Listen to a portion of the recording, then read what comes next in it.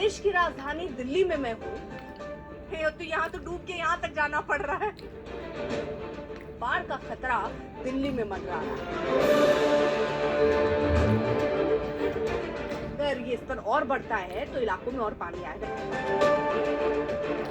अगर फुर्सत मिले तो पानी की तहरीरों को पढ़ लेना। हर एक दरिया हजारों साल का अफसाना बयां करता है।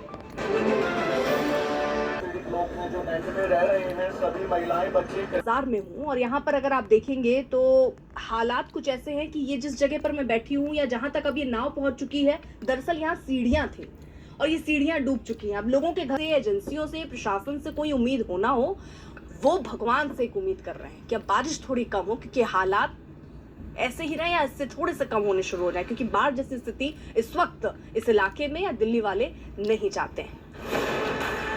अपनी आंखों से देखा था, उसी यमुना बाजार इलाके की गलियों में पहुंची थी आज तक की देर। अगर फुर्सत मिले तो पानी की तहरीरों को पढ़ लेना। हर एक दरिया हजारों साल का अफसाना बयां करता है। दिल्ली में मैं हूं, देश की राजधानी दिल्ली, जहां पर हाल कुछ ऐसा है। यहां गलियां पानी में डूबी हुई नजर आ रही हैं, क्योंकि बाढ़ का खतरा दिल्ली में मंडरा रहा है और ये खतरा हर बार होता है।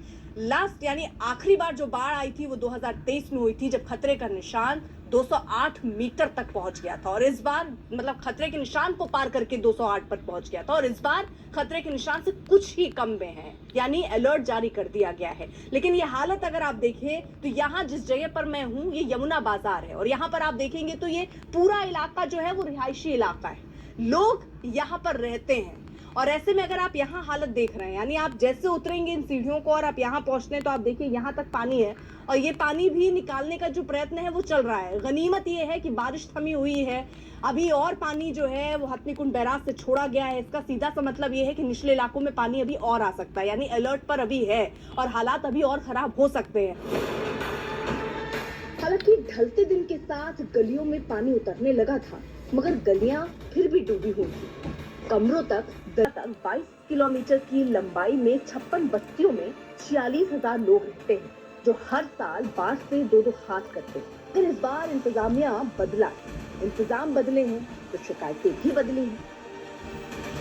एक एक पैकेट बांटा जाता था खाना, हाँ, परिवार को ये देखा जाता था, चाय पानी सब कुछ मिल रहा है। ब्रेड के पैकेट आते थे, मक्खन आता था, सब कुछ आता था, पर अदरवाइज अब बार जो लोग पानी में अंदर फंसे हैं उनके लिए कोई सुविधा नहीं। कोई सुविधा नहीं है। देखो जो आता था क्या नाम है, पटरी पे जाके क्या नाम है, अचार वचार सब कुछ बांटते थे। यहाँ के चाय पत्ती, दूध, ब्रेड, पूछ लो, ये बुजुर्ग आदमी है। इनकी